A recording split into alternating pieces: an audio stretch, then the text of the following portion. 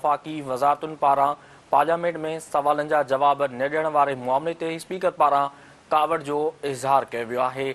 Speaker नाणे वारी वज़ारत जे आला अमलदारनि खे पंहिंजे चेंबर में सख़्तु छंड पटींदे चयो त सवालनि जा जवाब वक़्त ते जवाब न ॾियणु पार्लियामेंट जे मेंबरनि जी तौहीन आहे।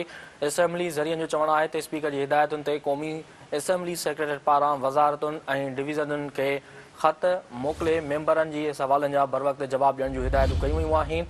असेंबली ज़रियनि जो चवणु आहे त वज़ारतुनि ऐं डिवीज़नुनि मेंबरनि खे सवाल 15 ॾींहनि अॻु मोकिलिया वेंदा आहिनि। स्पीकर चयो त 2 हफ़्तनि खां पोइ बि पार्लियामेंट में जवाब न मोकिलणु क़बूलण जोॻो न आहे। वक़्त ते सवालनि जा जवाब न ॾींदड़ वज़ारत जे सेक्रेटरी ख़िलाफ़ सख़्तु कार्रवाई कई वेंदी। क़ौमी असेंबली सेक्रेटरी वज़ीर आज़म ऑफिस ऐं लाॻापियल सेक्रेटरियुनि खे ख़त जी कापी पिणु मोकिली। जुमे ॾियारे नाणे वारी वज़ारत पारां सवालनि जा जवाब न ॾियण खां पोइ स्पीकर आला अमलदारनि खे तलब कयो हो। अवां खे आगाह करे रहिया आहियूं अहम ख़बर जे हवाले सां त वफ़ाक़ी वज़ारतुनि पारां पार्लियामेंट में सवालनि जा जवाब न ॾियण वारे मामले ते स्पीकर पारां कावड़ जो इज़हार कयो वियो आहे। स्पीकर नाणे वज़ारत जे आला अमलदारनि खे पंहिंजे चेंबर में सख़्तु छंड पटींदे चयो त सवालनि जा वक़्त ते जवाब न ॾियणु पार्लियामेंट जे मेंबरनि जी तौहीन आहे।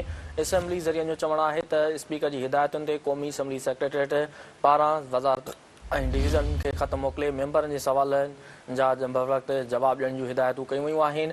असेंबली ज़रियनि जो चवणु आहे त वज़ारतुनि ऐं डिवीज़न मेंबरनि खे सवाल 15 ॾींहनि अॻु मोकिलिया वेंदा आहिनि। स्पीकर चयो त 2 हफ़्तनि खां पोइ बि पार्लियामेंट में जवाब न मोकिलणु क़बूलण जोॻो न आहे। वक़्त ते सवालनि जा जवाब न ॾींदड़ वज़ारत जे सेक्रेटरी ख़िलाफ़ सख़्तु कार्रवाई कई वेंदी। क़ौमी असेंबली सेक्रेटरी वज़ीर आज़म ऑफिस ऐं लाॻापियल सेक्रेटरियुनि खे ख़त जी कापी पिणु मोकिली।